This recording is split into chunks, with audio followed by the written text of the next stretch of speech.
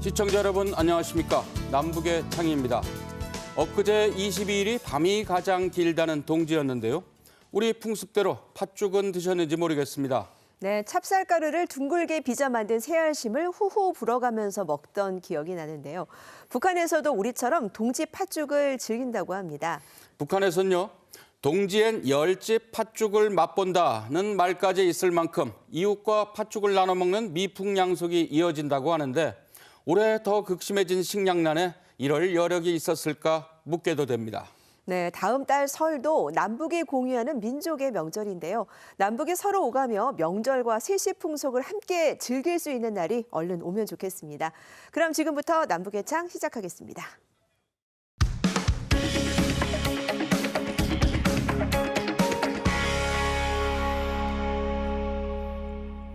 북한이 지난 18일 발사한 준중거리 탄도미사일이 정찰위성 개발을 위한 시험이었다고 주장했습니다. 그러면서 서울과 인천 일대를 찍은 흑백 사진도 공개했는데요. 우리 군과 전문가들의 박한 평가가 이어지자 김여정 북한 노동당 부부장은 막말을 담은 담화를 내면서 반박하고 나섰습니다. 특히 대륙간 탄도미사일 ICBM의 정상각도 추가 발사까지 경고하고 나섰는데 미국은 위험한 발상이라며 대화 복귀를 촉구했습니다. 이슈엔 한반도에서 이 상황 자세히 살펴보겠습니다. 북한이 공개한 흑백 사진엔 서울의 한강과 교량, 인천 송도와 항만 등이 보입니다. 정찰위성의 최종 관문을 거쳤다며 내년 4월까지 정찰위성 1호기 준비를 끝내겠다고 밝혔습니다. 이번 중요 시험이 위성 촬영 및 자료 전송 개통과 지상 관제 체계의 능력을 평가하는 데 기본 목적을 두었다고 밝혔습니다. 우리 군은 준중거리 탄도미사일 MRBM이라는 기존 평가를 유지했고 해상도가 크게 떨어져 조악한 수준이라는 평가도 이어졌습니다. 이에 대해 김여정 노동당 부부장은 고작 14분에 지나지 않은 시험에 왜 값비싼 고화질을 쓰냐며 말 같지 않은 소리라고 발끈했고 개 짖는 소리 등 막말도 쏟아냈습니다.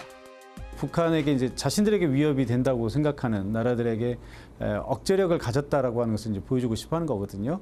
이게 이제 우리나라를 포함한 주변국들에서 이 그 기술력에 대한 평가가 굉장히 이제 박하게 나오다 보니까 이게 아마 좀 그 과민하게 반응하는 것 같습니다. 김여정 부부장은 더 나아가 곧 보면 알게 될 일이라며 ICBM을 이제까지의 고각이 아닌 30에서 45도 사이의 정상각도 발사를 시사했습니다.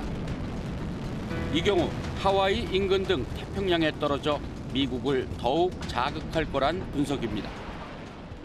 또 김 부부장은 ICBM의 대기권 재진입 기술을 확보한 듯 내비쳤습니다. 미국은 북한의 자제를 촉구했습니다. An ironclad security commitment, but our message continues to be that these provocations are dangerous, they're destabilizing, they are unnecessary. 같은 날 미 공군은 최강 전투기 F-22 스텔스기와 B-52 폭격기를 동시에 한반도에 띄웠습니다. 한미는 내년에 대규모 연합 상륙 훈련 등 독수리 연습을 사실상 부활시키고 합동 화력 시범도 계획하고 있습니다. 북한은 보통 연말엔 총화라고 해서 한 해 사업을 결산하는 데 집중합니다. 하지만 올해는 이달 12월에도 무기 개발과 시험을 지속하고 강경한 담화로 위협하는 등 다른 모습을 보여 주목이 되는데요. 군사적으로 핵무력 강화와 완성의 사활을 건 모습입니다. 여기엔 최근 동북아 국가들의 군비 경쟁도 영향을 줬을 것이란 분석이 나옵니다.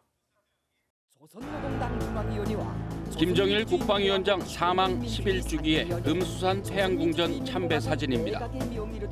김덕훈 내각 총리와 최선희 외무상 등 북한의 주요 인물들이 포착됐지만 막상 김정은 위원장은 없습니다. 김 위원장이 부친의 기일에 참석하지 않은 건 올해가 처음인데 이틀 전에 고체 연료 엔진 시험은 현장에서 직접 참관했습니다. 도발 비수기로 평가하는 12월에도 군사력 강화에 집중하는 건 핵과 미사일 개발을 서두르는 한편 이를 성과로 내세워 경제난에 시달리는 민심을 달래려는 의도로 보입니다.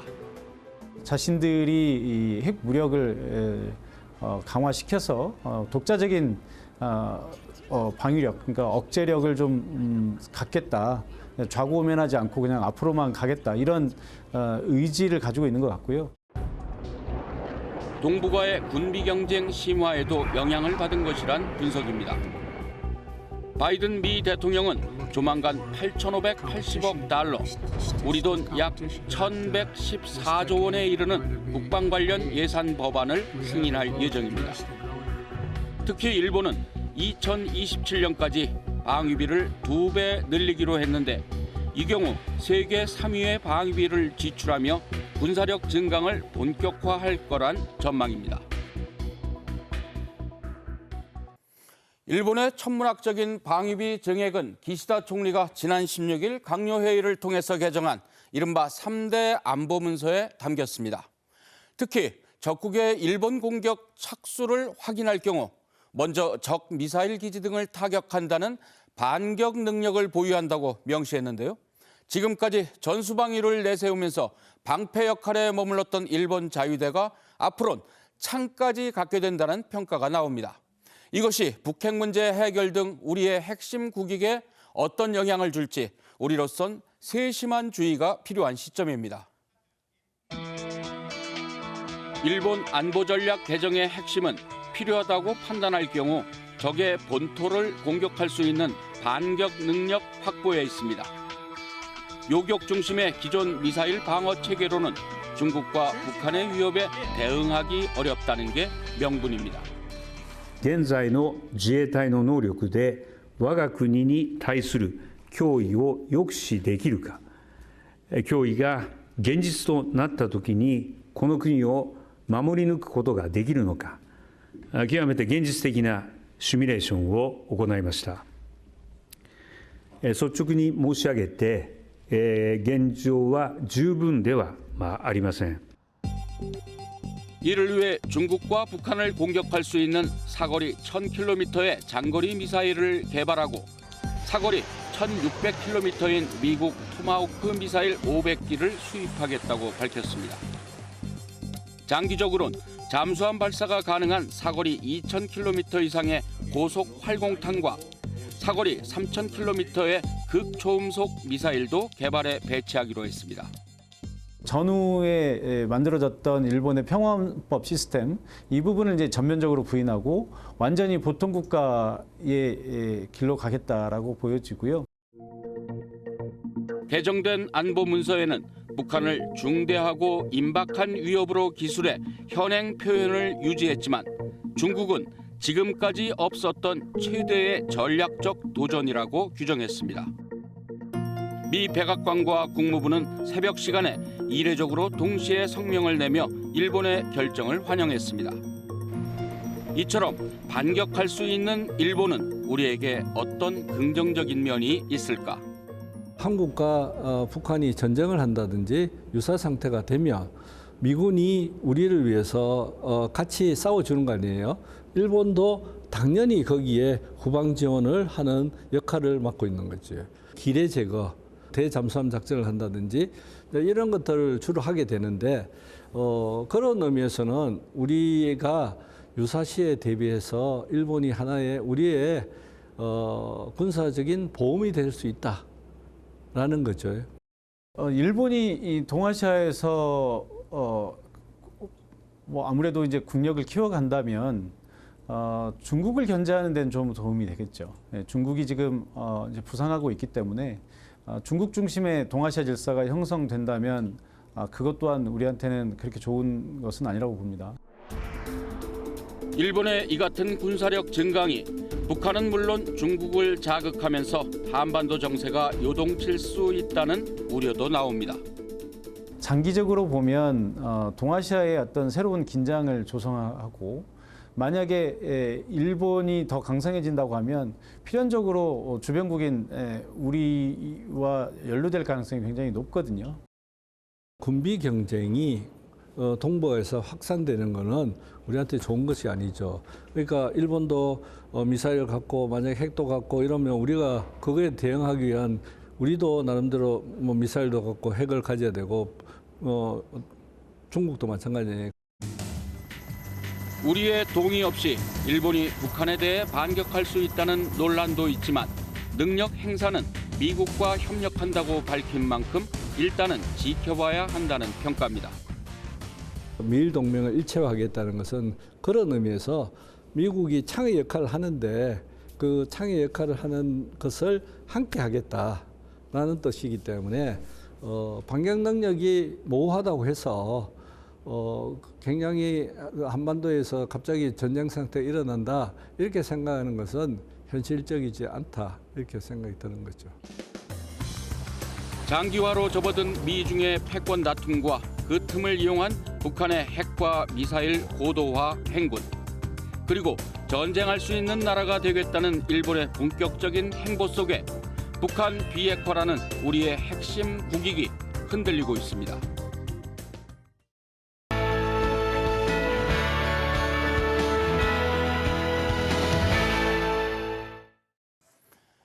쏘고 또 쏘고 올 한 해 북한의 시작과 끝은 단연 미사일 발사라 하는 게 맞는 것 같습니다. 네, 북한은 대륙간 탄도미사일 ICBM을 8번 발사한 것을 포함해 지금까지 모두 65발의 미사일을 쐈는데요. 연간 기준으로 역대 최다 미사일 도발입니다. 여기에다 고체 연료 엔진 시험을 비롯해서 정찰 위성을 쏘아 올리겠다고 시험 영상과 사진을 공개하면서 군사적 긴장을 한껏 끌어올렸는데 문제는 내년 2023년에 이 긴장을 더 고조시킬 수 있다는 겁니다. 네, 북한은 왜 이렇게 미사일에 집착하는 걸까요? 또 내년에는 어떨까요? 클로저 북한에서 북한의 미사일 전력과 전략을 분석해봤습니다. 김정은 위원장이 망원경으로 전용 열차 창 밖을 지켜봅니다. 하늘로 치솟는 미사일. 발사 폭음이 천지를 뒤흔들고 화강이 대지를 뜨겁게 달구는 속에 강위력한 조선의 힘의 실체가 하늘로 솟구쳐 올랐습니다. 1월에 극초음속 미사일 시험 발사를 시작으로 북한은 한 해 내내 다양한 미사일을 끊임없이 쏘았습니다. 전술핵 탑재가 가능한 KN 계열의 단거리 탄도미사일, 세계 최장 길이 괴물 ICBM, 대륙간 탄도미사일로 불리는 화성 17형. 급기야 분단 후 처음으로 북방 한계선 NLL 남쪽에 북한 탄도미사일이 떨어졌습니다. 1984년 이후 지금까지 식별된 미사일과 핵실험 중 80%가 김정은 위원장 집권기에 이루어졌고 특히 올해 미사일 활동은 역대 가장 활발했다는 분석인데 그 이유는 무엇일까? 2021년 1월에 8차 당대회를 통해서 전략무기, 전술무기 개발 계획을 구체적으로 얘기를 했고 실제 북한이 하나의 어떤 계획을 통해서 단계적으로 어떤 방식으로 5년 동안에 핵무기를 고도화할지를 스케줄을 잡아놓은 거죠. 어쨌든 그 스케줄에 맞게 개발 일정을 완수하겠다라는 것이 일단 기본적인 배경이 될 것 같고. 하노이 북미 정상회담이 참사로 끝난 뒤 핵과 미사일을 앞세워 국방력을 강화하고 한편으론 이를 활용해 미국을 압박한다는 장기 전략이란 분석입니다. 지구상에 제국주의가 남아있고 우리 국가에 대한 적대 세력들의 침략 전쟁 위험이 계속되는 한 우리의 국가 방위력은 새로운 발전의 궤도를 따라 부단히 강화되어야 합니다. 그렇다면 올해 주목해야 할 북한 미사일은 무엇일까? 무엇보다 지난 3월에 발사했다고 주장한 화성 17형 괴물 ICBM이 있습니다. 발사 현장을 찾은 김정은 위원장은 미국과의 장기적 대결을 준비해 나갈 것이라고 밝혔습니다. 이 강위력한 정의의 핵보검은 미 제국주의와 그 추종 무리들의 군사적 허세를 여지없이 무너뜨리고 우리 혁명의 승리적 전쟁과 후손만대의 영원한 안녕을 믿음직하게 수호하게 될 것입니다. 11월엔 화성 17형을 고도 6,100km까지 올려 최대 성능으로 발사했는데요. 정상 각도로 쏘면 워싱턴 등 동부는 물론 남부까지 미국 본토를 공격할 수 있습니다. 하지만 화성 17형의 대기권 재진입 성능은 여전히 의문이라는 분석입니다. 보통은 어떻게 되냐면 한 고도 1000km, 1200km 올라갔다가 그다음에 한 사거리 10,000km 이렇게 완곡한 탄도 궤적을 그린다. 그래서 탄도미사일이에요. 그러니까 실질적으로 재진입을 검열하려면은 탄도 궤적을 해서 비스듬히 대기권을 들어와야 됩니다. 그래서 결국은 재진입을 제대로 들어올 수 있느냐 여부는 그때 재진입할 때 속도와 그다음에 재진입 각도에 따라서 굉장히 좌우된다. 이런 거에 대한 검증은 이제 해본 적이 없다. 이런 거죠. 이와 함께 1월 발사가 최종 시험이었다며 성공을 주장한 극초음속 미사일도 경계해야 합니다. 극초음속 미사일은 음속의 5배 이상 속도로 비행하며 요격 회피 기동이 가능한 무기로 현존하는 미사일 방어 체계로는 요격이 불가능한 전략 무기라는 평가입니다. 북한이 생각하는 건 적어도 미국 또는 러시아, 중국 수준의 그런 군사 강국의 이미지가 필요한 겁니다. 현재는. 그러다 보면 지금 군사 강국들, 미국, 러시아, 중국이 개발하는 미사일들이 몇 가지 있어요. 그게 뭐냐면 극초음속 미사일 같은 겁니다. 그러니까 이런 미사일들을 개발함으로 해서 우리가 초군사 강대국이다. 그런 이미지를 자꾸 심어주려는 거죠. 또 내년 4월 준비 완료를 선언한 군사 정찰 위성도 위협적입니다. 다만 북한이 공개한 자료를 보면 현재로선 군사 정찰 위성으로 쓰기에는 미흡한 수준으로 평가됩니다. 해상도가 20m라고 그러면은 가로 세로 길이가 20m인 물체를 점으로 식별하는 겁니다. 그게 무슨 얘기냐면 우리가 이제 일반적으로 자동차, 일반적인 승용차하고 뭐 예를 들면 트럭이나 뭐 예를 들면 버스 이런 것들이 구분이 전혀 안 된다는 거죠. 우리나라는 지금 현재 물론 이제 그 실제로 아리랑 위성 같은 경우에 0.7m 정도 됩니다. 해상도가. 그러니까 0.7m라는 거는 그 정도면은 예를 들면은 이제 길이 있으면 가운데 중앙로가 보이고요. 그다음에 저거 승용차네? 버스네? 뭐 이런 정도 구분이 다 트럭이네 이런 정도 구분이 되죠. 이 같은 각종 미사일 개발을 기술적인 측면에서만 접근해선 안 된다는 분석도 나옵니다. 한미 연합 공중훈련 비질런트 스톰에 격렬하게 반발하며 30발 넘는 미사일을 발사했는데 그 가운데 IRBM 중거리 탄도미사일 화성 12형은 일본 열도를 넘어갔습니다. 또 10월 당 창건 기념일엔 전술핵 미사일 발사 훈련을 공개하는 등 핵과 미사일 전략에 상당한 능력과 자신감을 가졌다는 분석입니다. 올해 들어서는 완전히 패턴이 바뀌어가지고 들어오면 더 쏴요. 전략 자산이 오히려 전개되면은 더 과감하게 쏘는 게 생겨서 항공모함이 들어와도 이제 미사일을 쏴요. 더 적극적으로 쏘고. 그다음에 핵 잠수함 키웨스트가 들어왔을 때도 부산항에 입항했는데도 불구하고 작전 중에 계속 미사일을 쐈어요. 거기에 정확하게 또 키웨스트가 입항하고 있는 뭐 진해나 아니면 저기 부산을 오히려 타겟으로 해서 그 사정 거리만큼 또 쏴요. 그러니까 굉장히 과감해졌다는 거죠. 과감해진 거는 결국 전술 핵을 갖고 있기 때문에 이제 꺼릴 거 없다. 돌아도 언제든지 응징하고 보복할 수 있다. 이제 그거를 굉장히 과시적으로 보여주려고 하는 게 특징적으로 좀 나타나고 있는 거죠. 이처럼 올해 나름의 성과를 거둔 북한이 내년엔 어떻게 나설까? 2023년은 무기 체계 개발 5개년 계획 3년차로 전술핵과 전략핵, 정찰 위성 개발을 가속화할 가능성이 크다는 전망입니다. 전술핵은 모델을 다양화하는 것, 전략핵은 고체형으로 바꾸고 그다음에 준중거리와 중거리급의 라인업을 갖추는 것, 그다음에 정찰 위성 갖추는 것. 이게 아마 내년에 추진해야 할 아마 주요 분야로 보여지고. 전술 핵무기는 소형 경량 다종화에, 전략 핵은 기동성 강화에 집중할 거로 보입니다. 특히 동창리 서해 위성 발사장에서 최근 실시한 대출력 고체 연료 엔진의 지상 분출 시험을 눈여겨봐야 한다는 평가입니다. 정대 시험을 통하여 또 다른 신형 전략 무기 체계 개발에 대한 확고한 과학기술적 담보를 가지게 됐습니다.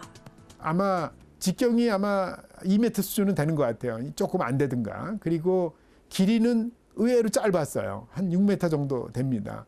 그러면 그 정도면은 그 정도만 해도 굉장히 큰 로켓 모터예요. 그러니까 실제로 그게 아마 140톤 추력은 나올 거고요. 그러니까 현재로는 어쨌든 SLBM도 만들 수 있고 ICBM도 만들 수 있는 수준이다. 이렇게 보시면 되는 거고요.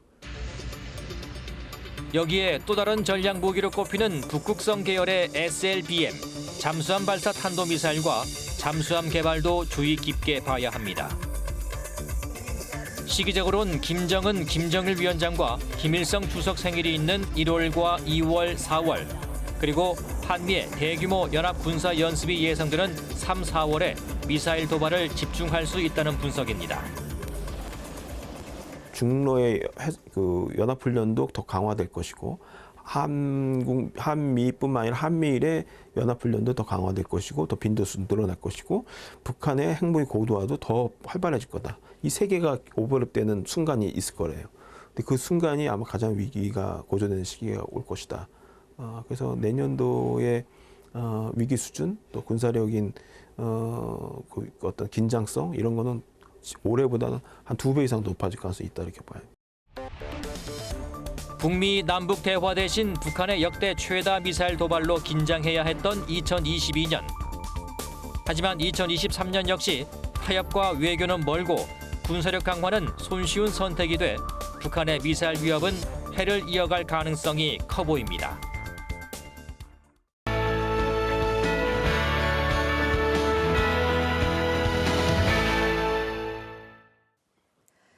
요즘 평양 시내 거리가 많이 바뀌고 있습니다. 신형 2층 버스가 달리고 무궤도 전차 노선이 확대되는 등 대중교통이 현대화되고 있다고 합니다. 국제사회의 대북 제재 속에서도 기술을 국산화하면서 이런 현대화 작업을 꾸준히 추진하고 있는데 평양뿐 아니라 지역으로도 확산돼 나가는 추세입니다. 요즘 북한은 첫 소식으로 현대화 바람이 부는 평양의 모습 전해드립니다.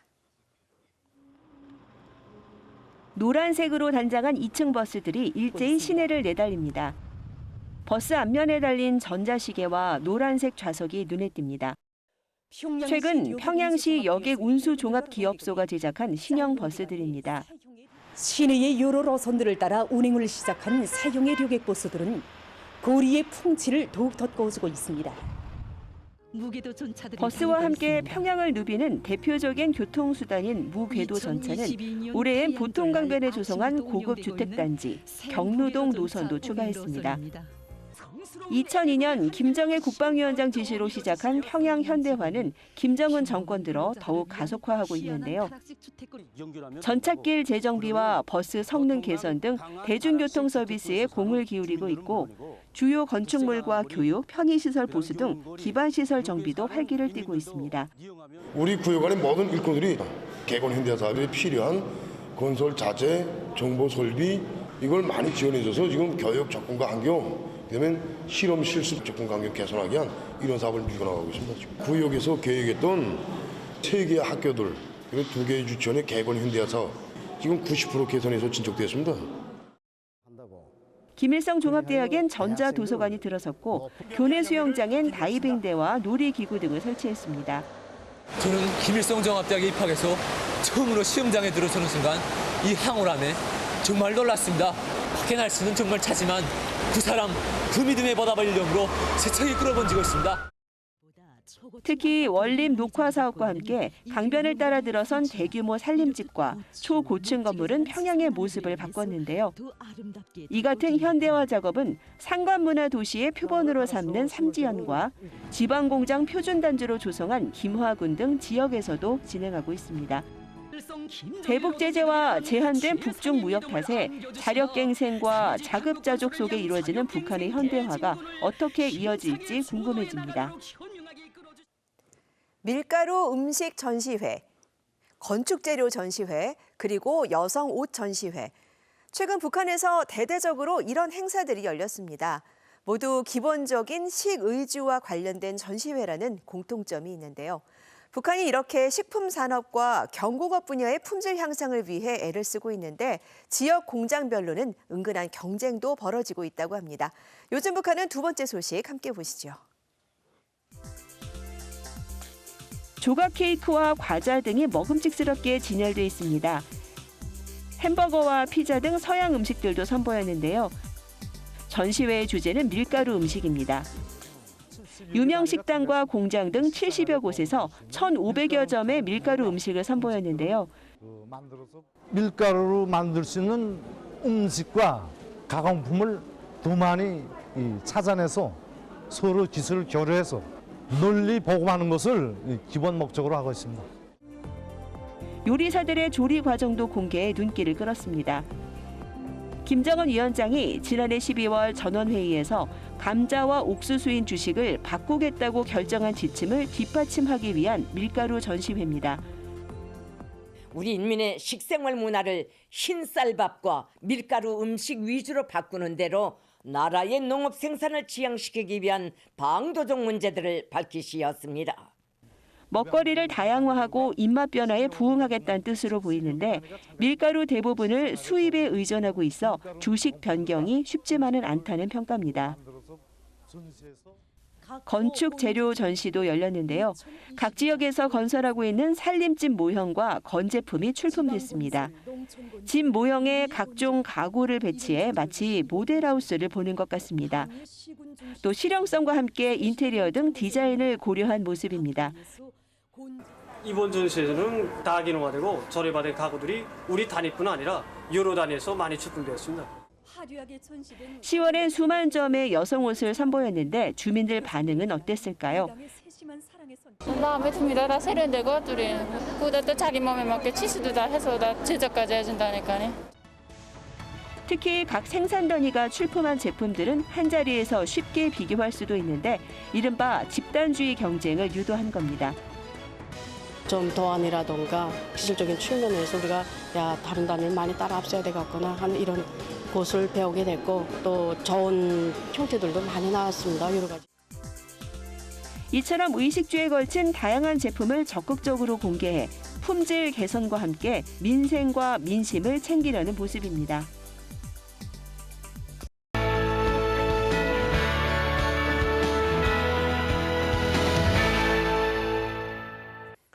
우리나라엔 탈북민 2세들을 위한 여러 대안학교들이 있습니다. 이 땅에서 잘 적응하고 정착할 수 있도록 특화된 교육을 하는 학교들인데요. 통일로 미래로 이 코너에서도 몇 차례 소개를 해드린 적이 있습니다. 네, 오늘 소개해드릴 학교는 남북사랑 초등학교인데요. 이곳에 최효은 리포터가 다녀왔습니다. 초등학생들 만나고 오셨네요. 네. 네, 그런데 예전에도 이 학교 방문하지 않으셨나요? 뭐 또 가게 되신 계기가 있을까요? 네, 지난해 3월에 한번 다녀왔었는데요. 네. 그런데 올해 특별한 변화가 생겼다고 해서 다시 찾아가 봤습니다. 네, 원래는 중고등학생들을 가르치는 학교였는데 올해 처음으로 초등과정이 신설됐고요. 네. 탈북민 선생님이 새로 오시는 등 1년간 적지 않은 변화가 있었습니다. 네. 네, 내일이면 이제 크리스마스인데 학교에도 뭐 이런 분위기가 좀 있던가요? 네, 물론입니다. 초등학생들이 한 달 전부터 크리스마스 축하 무대를 꾸미기 위해서 합창 연습을 열심히 해왔는데요. 처음 맞는 크리스마스 행사에 친구들과 함께하기까지 하니 더없이 좋아하는 모습을 볼 수 있었습니다. 남북사랑 초등학교의 연말 풍경 함께 보실까요?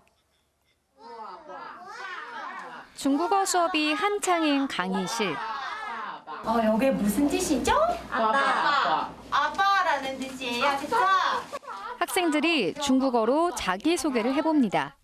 大家好，我叫张志爱，今年13岁6年级。 앳된 어린이부터 덩치 큰 형까지 여러 학생들이 같이 수업을 듣는데요. 1학년부터 6학년까지 모두 함께 모여 중국어를 정식 교과목으로 듣고 있습니다. 대부분 부모님이 중국인과 탈북민인 다문화 가정 탈북민 2세 아이들인데 엄마 아빠와 막힘없이 이야기하려면 중국어가 꼭 필요한 겁니다. 개교 7년째인 올해 이 학교에는 큰 변화들이 생겼습니다. 초등과정이 처음 생겼을 뿐만이 아니라 탈북민 선생님도 맡게 됐다는데요. 여기엔 어떤 사연이 녹아 있을까요? 남북사랑학교는 2016년 탈북민 대안학교로 첫 발을 내디뎠는데요. 탈북 청소년의 한국 정착을 돕기 위해 중고등 과정으로 시작했고 검정 고시반과 대입반 등을 운영해 왔습니다. 이런 축적된 경험을 바탕으로 탈북 가정의 자녀들을 어릴 때부터 세심하게 돌보기 위해 올해 초등과정을 새롭게 개설했습니다. 여기에다 올해부터는 한국 어린이도 입학했습니다. 중고등 과정에 탈북 청소년들을 한 2년 정도 가르쳐 보니까 얘네들이 이제 정체성 혼란이 있는 경우도 많고 또 부모와 갈등이 있는 아이들도 많았어요. 남북 통합 교육을 하려면 어린 나이에서부터 시작을 하는 게 좋겠다. 현재 초등학생은 모두 11명으로 중국인 부모를 둔 아이와 남한 가정의 아이, 그리고 엄마는 탈북민, 아빠는 중국인인 아이가 한데 어울러 놀며 공부하고 있습니다. 이렇게 구성원이 다채롭다 보니 국어 시간 풍경도 여느 교실과 다른데요. 지혜야, 우리 중국어 말고 한국어로 읽으면서 써주세요. 아이들한텐 이런 분위기가 자연스럽습니다. 처음엔 친구가 중국어로 말해서 어려웠는데 시간이 지나니까 편해요. 그리고 이 학교가 맞이한 또 하나의 변화, 바로 선생님입니다. 올해 시작한 초등학교의 담임을 맡은 심은화 씨가 그 주인공인데요. 남북 사랑학교의 첫 탈북민 교사입니다. 이 아이들의 눈높이에 맞고 또 정서에 맞고 또 더 친근하게 다가갈 수 있는 그런 선생님이 필요했어요. 저도 이제 추천을 했고 다른 분들도 추천을 해서 남북사랑학교 제1호 탈북민 교사가 탄생했습니다. 2013년 한국에 온 뒤 사회복지를 전공한 심은하 씨는 마음에 늘 품어왔던 꿈인 교사의 길을 걷게 됐습니다. 북한에서는 꽃제비라고 이제 얘기하는데 나중에는 그 아이들을 이제 품어줄 수 있는 어떤 고아의 엄마가 되는 게 사실 내가 그런 사람이 되고 싶다라는 마음이 있었어요. 고아의 엄마가 되고 싶다는 심 선생님의 바람은 2009년 탈북 뒤 중국에서 겪은 가슴 아픈 사연에서 비롯됐습니다. 저도 인신매매로 이제 농촌에 팔려갔었고요. 거기서 한 2년 반 동안 이제 살게 됐던 것 같아요. 그 사이에 태어난 아이도 있고요. 지금 중국에 있고 13살이 됐어요. 중국에 두고 온 3살 배기 딸은 어느덧 10대 소녀가 됐지만 엄마 역할을 제대로 못해줬다는 회한은 10년 가까이 안쓰러움으로 자리 잡았습니다. 그래서겠죠. 딸과 같은 나이인 올해 13살인 은광이한테 더 마음이 쓰이는데요. 은광이에겐 북한에 살고 있는 형이 한 명 있습니다. 엄마가 중국에 간 뒤 태어나 북한의 형을 직접 본 적은 한 번도 없지만 가만히 이름만 떠올려도 그립습니다. 만약에 형아 만났으면 어떻게 될 것 같아? 형이 어떻게 변했을 것 같아? 형한테 되게 잘생겼겠죠. 사진을 봤었는데 의외로 되게 잘생겼더라고요. 아, 진짜? 네. 요리사를 꿈꾸는 은광이는 엄마 고향에서 음식점을 여는 게 장래 희망입니다. 북한에 가가지고 되게 북한에서 식당을 차리는 그런 일을 하고 싶어요. 북한의 친구들은 얼마나 못 먹을까 하면서 뭔가 많이 불쌍하다는 얘기가 많이 생각났어요. 편견의 벽을 허물기 위해서 조금씩 행동하고 있는 남북사랑학교. 특별히 크리스마스를 앞두고 학교 학생들은 설레는 발걸음으로 한자리에 모였습니다. 저도 그 현장에 함께해 보도록 하겠습니다. 한 달 전부터 일주일에 한 번 크리스마스 축하 공연을 위해 전 학년이 합창 연습을 하고 있는데요. 이때만큼은 서로 다른 언어도 성장 배경도 벽이 되지 않습니다. 처음으로 함께 보내는 크리스마스는 아이에게도 선생님에게도 따뜻하기만 한데요. 친구들과 다 같이 해서 좋아해요. 다양한 목소리가 어울렸을 때 진짜 아름다운 하모니가 되는 것 같아요. 그래서 참 아름다워요. 저 이번 크리스마스가. 이런 훈훈한 자리엔 또 선물이 빠질 수 없겠죠? 자, 크리스마스 선물 유니티 축하해요. 들뜬 마음으로 연상자엔 맛난 간식이 한가득 들었습니다. 잘 먹겠습니다. 감사해요.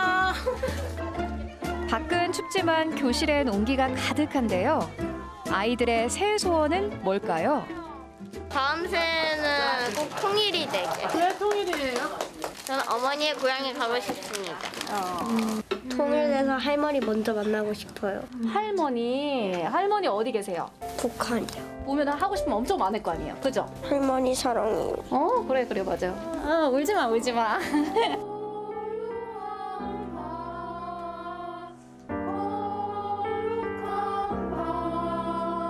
여기 안에서 작은 통일을 이미 경험을 하면서 이렇게 실천하고 있다라고 저는 또 생각을 하고 있거든요. 그리고 누군가를 품으려는 마음이 놀랍기도 하고 또 뿌듯하기도 하고 그런 것 같아요. 이 아이들이야말로 이제 미래에 좀 더 편견 없이 포용할 수 있는 아이들이라고 저는 생각을 해요.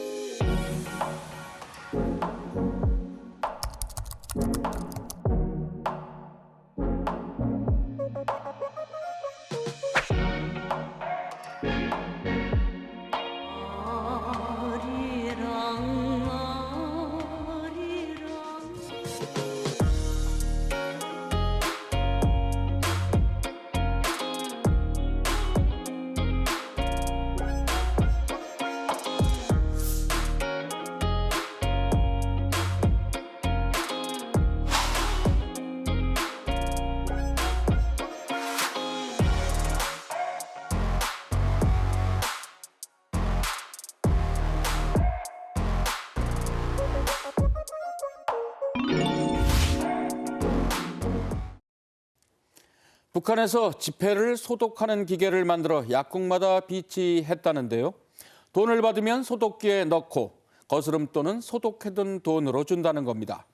대북 전단에도 코로나19 바이러스가 유입된다면서 경계하던 북한이 이젠 돈까지 소독한다니 코로나19 상황이 여전히 엄중한 듯합니다. 네, 눈 덮인 한겨울 백두산인데 천지의 물은 얼지 않는 영상을 북한 TV에서 방영했는데요. 역시 민족의 영산답게 장엄하기 이를 데 없네요. 이 영상 전해드리면서 오늘 남북의 창 여기서 인사드리겠습니다. 고맙습니다.